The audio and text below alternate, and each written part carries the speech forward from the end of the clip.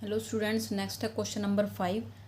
Two particles each having a mass of 5 gram and charge 10 raised to power minus 7 coulomb stay in limiting equilibrium on a horizontal table with separation of 10 centimeter between them. देखो समझो इस line को, क्या given है, दो particle है हमारे पास, दोनों का मास गिवन है, ईच हैविंग 5 ग्राम, दोनों 5 ग्राम मास के हैं और दोनों का चार्ज अलग अलग 10 रेज टू पावर माइनस 7, दूसरे का भी 10 raise to power minus 7 coulomb given है। ठीक है, दोनों टेबल पे रखे हुए हैं। लिमिटिंग इक्विलिब्रियम, लिमिटिंग इक्विलिब्रियम के बारे में 11th क्लास में आपने पढ़ा हुआ है। तो दोनों के बीच में सेपरेशन गिवन है 10 सेंटीमीटर की। ठीक है, तो coefficient of friction between each particle and the table is same. Coefficient of friction F, तो एफ क्या होता था, F is equal to mu R. ये इक्वेशन देखो सबने पढ़ी हुई है 11th क्लास में, तो इसको यहाँ पे यूज़ करना है।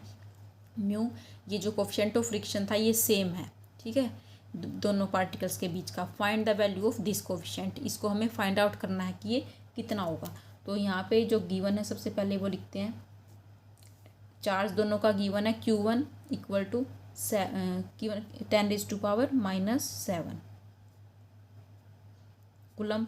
Q2 भी कितना है, 10 raise to power minus 7 coulomb. Distance between them कितनी है, 10 सेंटीमीटर। ये सेंटीमीटर में गिवन है, पहले इसको मीटर में कन्वर्ट कर लेंगे। मीटर में करने के लिए इसको 100 से डिवाइड करो, ये आ गई 10 की पावर माइनस 1 मीटर में कन्वर्ट होगी। ठीक है, उसके बाद मास गिवन है, दोनों का मास कितना है, 5 ग्राम। ठीक है, ये भी CGS में है तो पहले इसको SI सिस्टम में कन्वर्ट कर लेते हैं। ये भी ग्राम में है तो ये हो जाएगा 5000 से डिवाइड करेंगे तो 5 into 10 raise to power minus 3 kilogram. ठीक है, कोफिशिएंट ऑफ फ्रिक्शन म्यू, ये हमें फाइंड आउट करना है, ये हमें नहीं पता। ठीक है, ये कितना हुआ। उसके बाद लिमिटिंग इक्विलिब्रियम में इक्वेशन हमने क्या पढ़ी हुई है, F is equal to mu into R, ये इक्वेशन हमने पढ़ी हुई है। ठीक है, इस आर की वैल्यू क्या होती थी नॉर्मल रिएक्शन की, R is equal to mg होती थी। देखो कुछ याद आ रहा हो तो देखो ये टेबल पे ये ब्लॉक रखा हुआ है। ठीक है, अगर इसके ऊपर फोर्स है, ये इसका नॉर्मल रिएक्शन होता था। ठीक है, इसका वेट क्या होता था, mg। एक साइड इसका फोर्स होता था और एक साइड इसका फोर्स ऑफ फ्रिक्शन होता था। तो आर इक्वल टू क्या होता था, mg। ठीक है, तो ये हो जाएगा म्यू इंटू एम इंटू जी।